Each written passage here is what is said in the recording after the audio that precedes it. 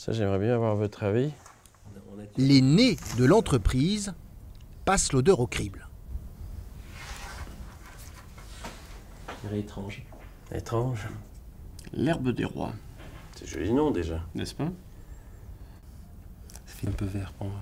Quand même. Mais bon, c'est pas péjoratif. Hein. Non, non. Au niveau industriel, les places sont chères. Voilà, c'est ça. C'est là quand on revient, en fait, j'aurais toujours la rationalité et puis bon, j'aurais les échanges qu'on a pu avoir ensemble, justement. Je reste sur les contraintes industrielles. Mais avant tout aussi, c'est d'éviter, par contre, c'est de donner de faux espoirs. Pour les nouvelles essences, seul un projet sur 10 aboutit. Le deuxième problème du naturel, toujours, c'est avec les réglementations qu'il y a, où on a des fois des soucis d'utilisation parce qu'il ne faut pas d'allergènes sur les produits finis. Donc malheureusement, le naturel, il y a toujours un petit peu des ppm. Quand ce n'est pas des pourcentages, c'est des ppm de produits de constituants qui sont classés allergènes. Donc de temps en temps, on a des difficultés à l'utiliser. ppm, abréviation qui signifie partie par million. En clair, cela veut dire que même en quantité infiniment petite, un composant d'une nouvelle huile essentielle peut provoquer des allergies. L'avenir industriel de l'huile est alors compromis. Il faut plus de 5 ans pour qu'une nouvelle huile passe tous les tests. Une fois certifiée, elle est utilisée en fonction de son prix. On a des matières premières qui vont représenter quelques dizaines d'euros au kilo. Et d'autres, en fait, qui vont représenter plusieurs milliers d'euros au kilo. Donc tout l'art est d'arriver en fait à jongler et associer justement ces matières premières, en respectant aussi les contraintes financières d'un brief, puisque lorsque l'on travaille, on va dire pour nos clients, nous en fait on travaille au niveau de prix demandé par notre client. Juste pour l'Hexagone, le marché des huiles essentielles représente plus d'1 milliard d'euros.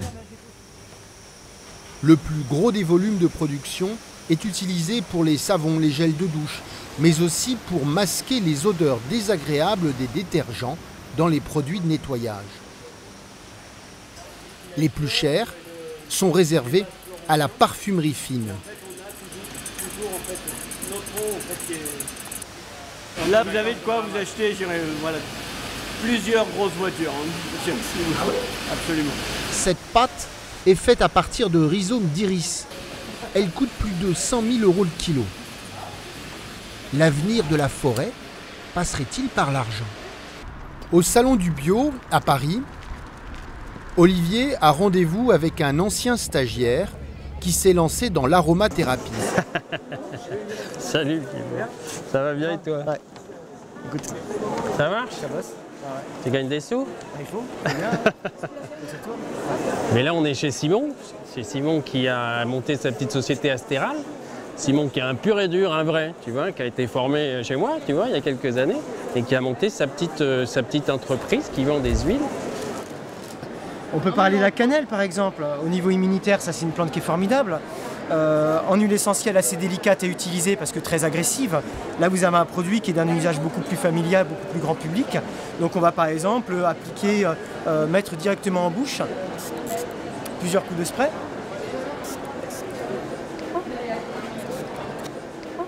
Donc, on peut prendre ça l'hiver pour se protéger, c'est très bien.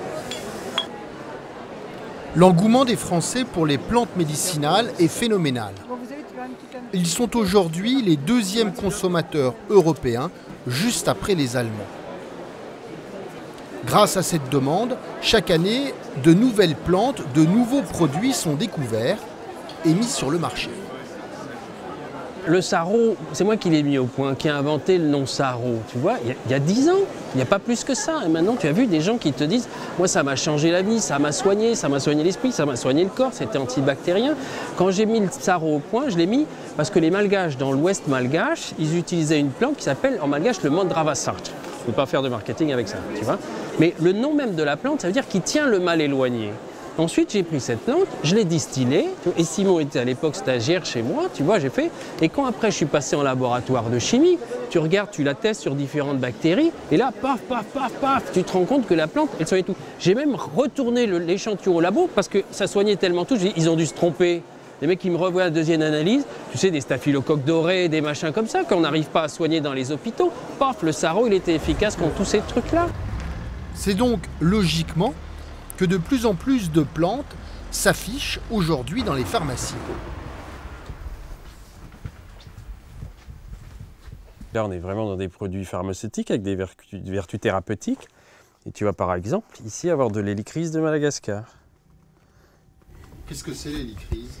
L'hélicryse, c'est une petite plante qu'on va trouver à Vouiman, donc dans la forêt où on était, et qui va être utilisée ici pour tous les problèmes respiratoires, pour les grippes, les angines. Ben, c'est parfait, c'est antibactérien, c'est antiviral, donc ça va traiter beaucoup mieux. Une angine, c'est viral, je veux dire, tu la soignes pas, je veux dire, avec des antibiotiques. Et là, tu vas avoir un traitement qui va être parfait avec des hélicryses. Mais les médicaments ont commencé à partir des plantes. La première plante, il y a eu le quinquina, l'acide salicylique, l'aspirine qui a été extraite du sol. Enfin, il y a énormément. Depuis 20 ans, 50% des médicaments anticancéreux qui ont été mis au point ont été à partir de molécules identifiées dans des plantes. Et tu as des médicaments, je veux dire, donc Madagascar exporte des conteneurs entiers de pervenche de Madagascar qui sert à créer un médicament contre la leucémie infantile. 80% des enfants qui sont atteints de leucémie infantile maintenant sont traités grâce à cette petite pervenche de Madagascar.